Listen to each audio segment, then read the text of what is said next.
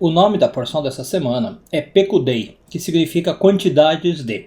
Em geral, é uma porção que passa batido, porque ela é lida junto com Vayachel, né? A gente lê Vayachel Pekudei, e aí às vezes os comentários ficam inclusive só sobre Vayachel.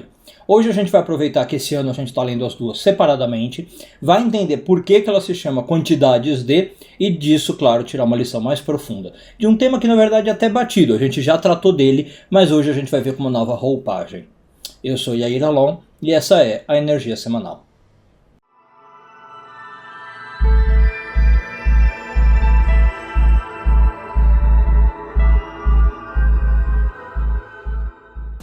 A primeira coisa que eu queria trazer é que Pekudei é a última porção do livro de Êxodo em português, do livro de Shmot em hebraico. E como ela é a última porção, toda porção que encerra o livro ela tem algo de especial, né? Inclusive, se você um dia for na sinagoga ouvir a leitura de uma porção que encerra um livro, você vai ver que tem um pequeno ritual diferente da leitura das outras porções, né? Você tem uma alegria a mais por ter acabado aquele livro. Então essa semana a gente está acabando o livro de Êxodo e entrando depois no livro de Levítico. Como tal, a porção também é um resumo um pouco de todo o livro, a gente vai falar disso daqui a pouco. Bom, como eu disse, Pekudei significa as quantidades de, né? Por que o nome da porção é essa? Porque nessa porção Moisés passa a fazer um cálculo de todas as ofertas que foram doadas pelo povo para o tabernáculo. Já faz umas 2, 3 porções que a gente está vendo isso, né? Desde Trumá. E agora na porção de Pekudei ele faz uma contabilidade financeira. Inclusive acho que a gente já abordou aqui no canal que isso pode ser simbolizado como a necessidade de transparência, né? Quando alguém te doa o dinheiro você mostra, ó, tá aqui, foi usado para isso, isso, isso. Bom, dessas doações que foram dadas, é interessante a gente lembrar também o seguinte, tinha algumas doações que foram voluntárias, como eu falei, na porção de Trumá, a Torá diz mais ou menos o seguinte, eu quero que dê quem se sentir compelido em seu coração, né? Aquele que sentir no coração a vontade de dar, mas também tinha uma doação obrigatória, que é a do meio shekel, né? Em português a gente traduz como ciclo, shekel virou ciclo, meio shekel, que era então também uma forma de fazer um censo, né? Você juntava lá o shekel, ou shekalim, no plural é o correto, e aí você sabia quantas pessoas tinha. Bom, a pergunta que alguns comentaristas fazem, que é interessante, é o seguinte, se eu for contar a doação voluntária, eu entendo, né? Ok, para que eu vou contar a questão da mandatória? Então é o seguinte, o que eu quis dizer? Se eu vou contar a doação voluntária, eu preciso fazer uma contabilidade porque eu não sei quanto teve, né? Eu não sei quanto tem.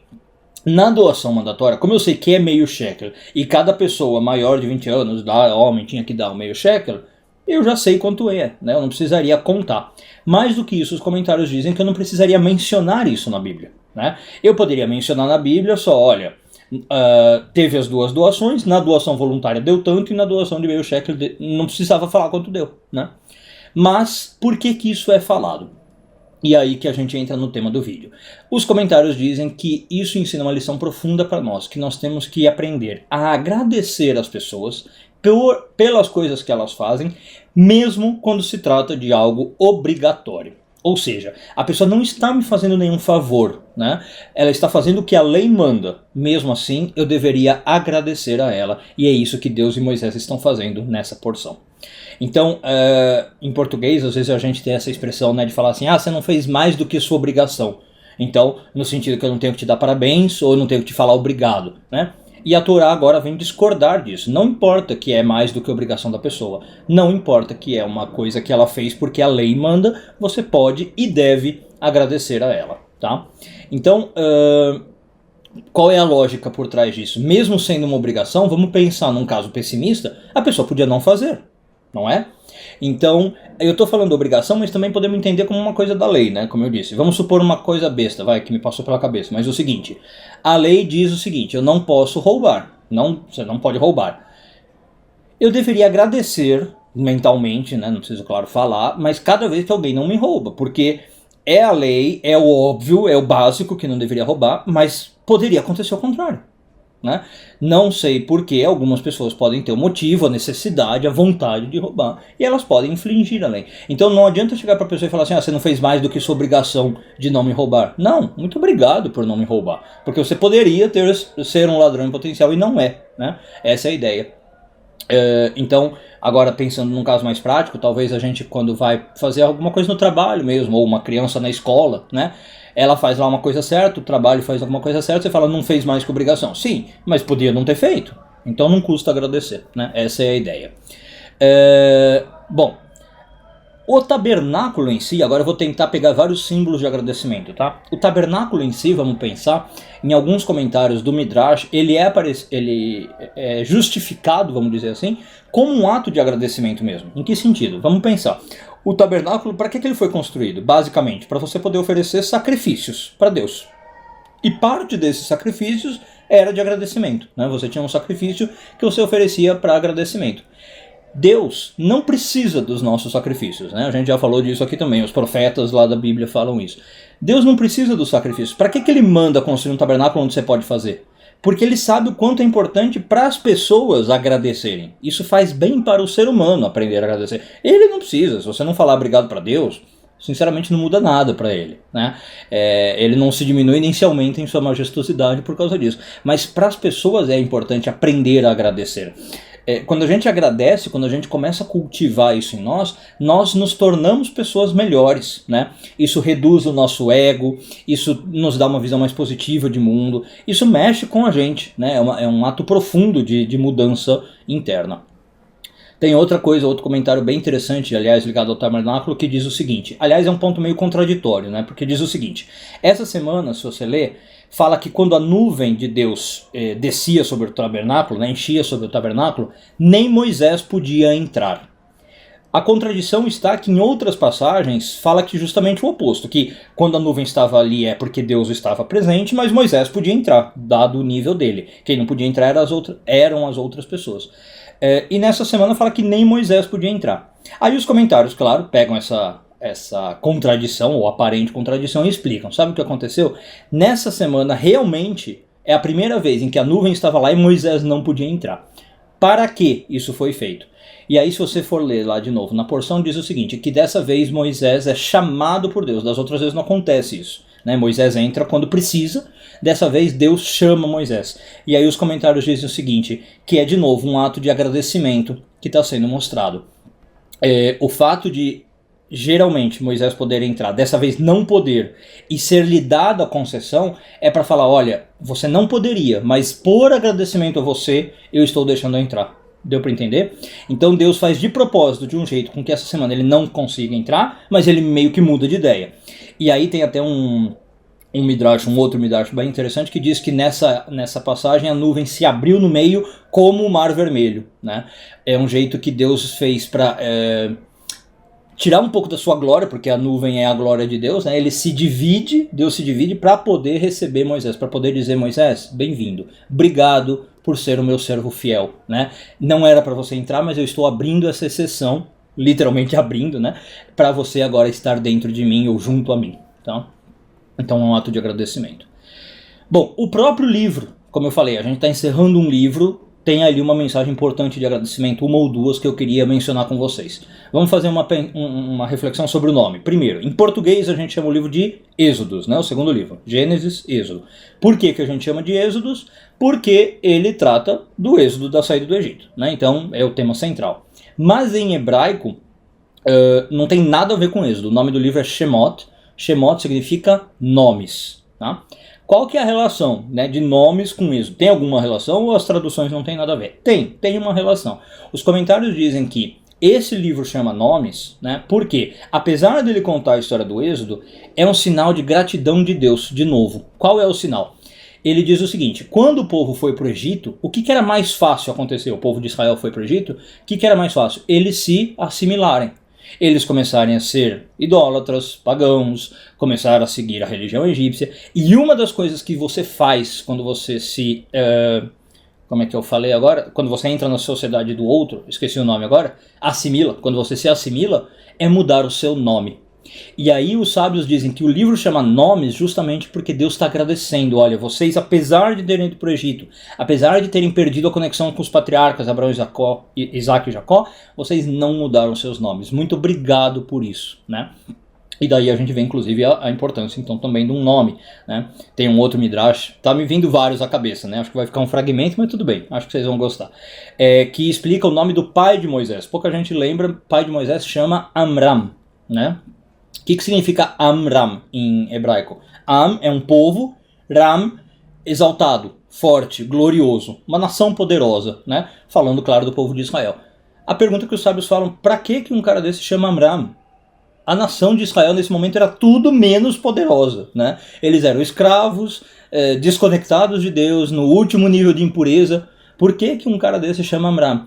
E aí os comentários dizem que na verdade é porque isso mostra a fé que o povo tinha de que mesmo nesse estado baixo eles eram mesmo bons, eles ainda tinham uma conexão com Deus, eles não tinham sido abandonados, eles acreditavam, talvez no futuro, que eles viriam a ser essa poderosa nação, né? Então também tem aqui um sinal um pouquinho de gratidão. Outro comentário agora de cunho pessoal, eu não vi escrito em nenhum lugar, mas eu acho que isso faz a gente pensar, se o livro todo, a porção tem a ver com agradecer e o livro chama nomes, eu acho que isso dá duas lições pra gente. Quando a gente vai agradecer alguma coisa, é importante a gente dar nome as coisas. Em português a gente fala dar nome aos bois, né? Então o que eu estou dizendo? Duas coisas. Primeiro, tanto no sentido de você detalhar pelo que você está agradecendo, tá? É uma prática mais interessante do que você simplesmente falar assim, olha, obrigado, né? Seja para alguém ou para Deus. Obrigado por tudo. Não, obrigado por tudo não. Especifica. Obrigado por isso específico que você fez, obrigado por ser assim, obrigado por ser assado, obrigado por me dar tal coisa, né? Seja específico nas suas orações, como eu falei com Deus ou com as pessoas. E nomear também, agradecer nomeando a quem você quer honrar com um agradecimento, né? Então, obrigado fulano, fulana, talvez falar isso em público num evento, dar o reconhecimento para todo mundo. Eu sei que às vezes não dá, né? A gente tá num evento, tem muita gente que participou e você quer agradecer, você faz um agradecimento meio geral, né? Obrigado a todo mundo que participou no projeto, mas o ideal não é esse, tá? O ideal é que você detalhe cada pessoa e cada coisa que ela fez. Isso é muito mais bonito do ponto de vista espiritual. Tô pensando agora em alguns livros, né, que começam com aquela parte de agradecimentos, dedicatórias. Geralmente tem 3, 4 parágrafos. Às vezes o cara deixa pro fim, né, para escrever os agradecimentos detalhados. Tal pessoa, obrigado por revisar o livro. Tal pessoa, obrigado por fazer a capa. Tal pessoa, obrigado por me dar uma ideia, né? É mais ou menos isso. Outra coisa interessante a pensar, que se não me engano quem fala disso é o Nachmanides, depois eu fico de ver, o Ramban com N. A história desse livro já nos mostra que o valor a ser trabalhado é a gratidão lá no comecinho do livro. Quando a gente começa a ler o livro, a gente vê um caso que mostra isso. Da onde? Vamos lembrar, basicamente acontece o seguinte. No começo do livro a gente tem a história de José, né? José começa a subir no Egito, sobe de uma vez, na verdade, vira lá o vice-rei do Egito, transforma o Egito para bem, salva o Egito da fome e tal. E um pouquinho depois a Bíblia diz o seguinte, que morreu o José, morreu o faraó e subiu um novo faraó no Egito. E diz o seguinte, subiu um novo faraó que não conhecia José e que por isso começa a escravidão. Esse é o começo do livro do Êxodo, né? Perguntam alguns sábios, como é que pode um faraó que não conhecia José? É impossível, né? Onde esse faraó estava para não conhecer José? Ele morava na Índia, por acaso? Não. Quem vivesse no Egito na época, talvez em qualquer cidade vizinha ali, o país vizinho, conheceria o José. O José foi uma figura que se destacou muito, né? Ele era, como a gente já falou aqui, talvez o presidente dos Estados Unidos da época. Ele transformou o Egito. Aí os sábios dizem que não é que na verdade ele não conhecia. Ele conhecia, ele sabia muito bem quem era José, mas ele fingia que não conhecia. No sentido, ele não queria dar gratidão ao que José fez pelo Egito. Então ele sabia muito bem o que era José, ele sabia muito bem de onde ele vinha, a história dele, mas ele não queria reconhecer. Desculpa se vai começar um barulho aí, tá meio época de carnaval, tá passando um carro de som aqui atrás. Então ele não queria fingir, ele queria fingir que não conhecia José, que ele não devia gratidão. E por causa disso, como eu falei, começa a escravidão, né? Você vê como um simples ato. Se ele fosse grato e falasse assim, olha, não, você é um povo maravilhoso, você e seu povo são maravilhosos, já talvez a gente não tivesse escravidão. Mas o faraó que não conhece José faz causar isso. Então, resumo aqui da ópera, e se vocês me permitirem mais 2 minutos para uma reflexão que eu vi em outro lugar e queria mencionar para vocês. Não seja como esse faraó, né? Não finja que você não deve gratidão às outras pessoas. Não seja você a fingir que você não tem que dizer obrigado. Diga, sem medo. É puro contrário, é bonito você fazer isso e, como a gente falou, muda você como pessoa. Se alguém faz algo por você, não importa quão pequeno, não importa se ela está fazendo mais do que obrigação, como a gente fala, não importa se ela está fazendo só o dever dela, obrigado. Ela podia não estar fazendo, né? Diga obrigado. A reflexão que eu queria acabar o vídeo e mencionar é o seguinte, é de um... não sei bem o que ele é, acho que é um professor, tá? Tá no YouTube, vocês podem procurar, Antônio Novoa, é um português, é um vídeo até que ficou meio famoso. Ele tá falando lá um pouquinho sobre, ele acaba um discurso e ele faz uma reflexão sobre agradecimento que eu acho muito interessante, que eu vou puxar para cá, dando os méritos a ele, claro, que foi ele que pensou. Então ele diz o seguinte, tá? Eu não li o livro, mas vou acreditar nele. Ele diz que existe o tratado do São Tomás de Aquino, que se chama o Tratado da Gratidão. E o São Tomás de Aquino, nesse tratado, define 3 níveis de gratidão, né? Ele fala que o primeiro nível, que é o mais básico, esses 3 níveis vão se aprofundando. O primeiro nível mais básico de gratidão é uma gratidão quando eu reconheço intelectualmente o que foi feito para o meu bem, ok? E pronto, eu tenho esse reconhecimento intelectual, esse reconhecimento cognitivo. O segundo nível é quando eu agradeço, é daí a palavra agradecer, né? No sentido de eu me sinto na vontade de dar graças a alguém, louvar alguém pelo bem que ela me fez. Sai do mundo intelectual e passa por uma sensação, né? Eu passo a ter a sensação de graça por causa da pessoa que me fez aquele bem. E o terceiro nível, o nível mais profundo, segundo São Tomás de Aquino, é a ideia de eu me sinto obrigado, eu me sinto vinculado à pessoa que me fez aquele favor, eu sinto como se eu devesse algo para ela, né? Eu sinto que daquele momento em diante, por causa do que ela me fez, eu agora tenho uma dívida para com ela, eu tenho que pagar, né, no sentido bom, aquilo que ela me fez. E aí a filosofia entra do Antônio Novo, agora não é mais o São Tomás de Aquino, é o cara do vídeo falando. Ele diz o seguinte, uma reflexão bem interessante. Ele pensa o seguinte, se você parar para ver talvez as línguas, pelo menos da Europa, línguas como o inglês e o alemão fazem um agradecimento no nível primeiro de que fala o São Tomás de Aquino, um nível intelectual e um nível superficial. Quando você fala em inglês, thank you, ou quando você fala em alemão, danke, são palavras que parecem ter vindo do verbo think, pensar, né? Danke em alemão também. Então é o primeiro nível, é um agradecimento no sentido eu penso no que você fez, muito obrigado, eu reconheço intelectualmente. Outras línguas, quase que todas as latinas, segundo ele, são no nível de dar graças. Então quando você fala em espanhol, gracias, né? Pelo que você me fez. Quando você fala em italiano, grazie. Em francês é um pouco diferente, mas é a mesma ideia. Você fala merci, significa mercê pelo que você fez, né? Eu sinto uma mercê, eu sinto graça pelo que você fez. E ele diz que isso é praticamente em todas as línguas. E o Antônio Novo acaba falando uma coisa muito bonita, que ele para e pensa.